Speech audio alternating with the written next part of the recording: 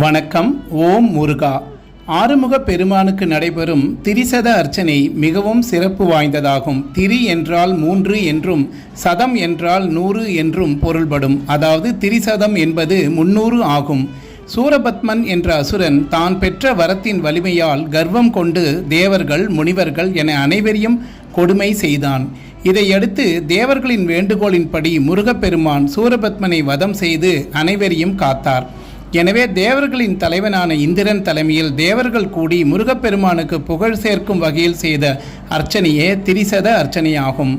முருகனின் வெற்றியை புகழ்ந்து செய்ததால் இதற்கு சத்ரு சம்ஹார திரிசத அர்ச்சனை என்ற பெயரும் உண்டு. சூரசம்ஹாரம், வள்ளி தெய்வானை திருக்கல்யாணம், தந்தைக்கு உபதேசம், தேவர் குலம் காத்தல், பிரம்மசாஸ்திரம், பக்தர்களுக்கு அனுகிரகம் செய்தல் ஆகிய 6 காரணங்களுக்காக முருகனுக்கு 6 முகங்கள் ஏற்பட்டதாக கூறுவர். அதிலிருந்துதான் சரவணபவ என சடாட்சர 6 எழுத்து மந்திரம் உருவானது. ஒரு முகத்திற்கு 50 அர்ச்சனை வீதம் 6 முகங்களுக்கு 300 அர்ச்சனை செய்யப்படுகிறது. இதையே திரிசத அர்ச்சனை என்கிறோம். திருமண தடை நீங்கவும், குழந்தை பாக்கியம் கிடைக்கவும், தொழில் வளர்ச்சி அடையவும், எதிரிகள் பயம் அகலவும், அரசியலில் வெற்றி பெறவும், கேடு மற்றும் இடையூறுகள் நீங்கவும் இந்த திரிசத அர்ச்சனை செய்யப்படுகிறது. சிவபெருமானை போன்று படைத்தல், காத்தல், அழித்தல், மறைத்தல், அருளல் ஆகிய 5 தொழில்களையும் முருகப்பெருமான் செய்கிறார். இதனை போற்றும் விதமாக திரிசத அர்ச்சனை உள்ளது.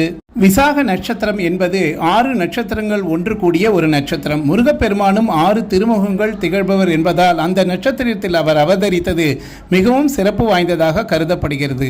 இந்த 6 முகங்களும் ஞானம், வீரம், கருணை, ஐஸ்வர்யம், ஒளி மற்றும் அனைத்தையும் காக்கும் தன்மை போன்ற முருகப்பெருமானின் பல்வேறு அம்சங்களை குறிக்கின்றன. சிவபெருமானின் நெற்றிக்கண்ணில் இருந்து 6 தீப்பொறிகளாக தோன்றி ஆறுமுக பெருமான் முருகன் அவதரித்தார். செவ்வாய்க்கிழமை, சஷ்டி திதி, கிருத்திகை நட்சத்திரம் அல்லது விசாக நட்சத்திரம் ஆகிய நாட்கள் இப்பூஜைக்கு மிகவும் உகந்தவை. முருகப்பெருமானின் 300 நாமாவளிகளை கூறி சிவப்பு நிற மலர்கள், செவ்வரளி அல்லது எலுமிச்சம்பழம் கொண்டு அர்ச்சனை செய்யலாம். சர்க்கரை பொங்கல், பாயசம் அல்லது பஞ்சாமிர்தம் நைவேத்தியமாக படைக்கலாம். இந்த சத்ரு சம்ஹார திரிசதை பூஜை முருகன் திருத்தலங்களில் மிகச்சிறப்பாக கொண்டாடப்படுகிறது. அருள்மிகு திரு எட்டுக்குடி சுப்பிரமணிய முருகன் கோவில் நாகப்பட்டினம், திண்டல் முருகன் கோவில் ஈரோடு, பச்சமலை முருகன் கோவில் கோபிச்செட்டிப்பாளையம். முருகப்பெருமானை நெய் தீபம் ஏற்றி வணங்க வேண்டும். இதனால் எதிரிகள் தொல்லை நீங்கும், பயம் மற்றும் திருஷ்டி அகலும், வழக்குகளில் வெற்றி, நீண்ட நாள் பயம் நீங்கி குடும்பத்தில் தைரியம், மனம் அமைதியும் பெருகும். எதிரிகளால் ஏற்படும் நியாயமான துன்பங்களுக்கு மட்டுமே இந்த பூஜையை செய்ய வேண்டும். பிரச்சனை தீர வேண்டும் என்ற நோக்கத்தோடு மட்டுமே செய்ய வேண்டும். ஓம் முருகா. நன்றி, வணக்கம். மீண்டும் சந்திப்போம்.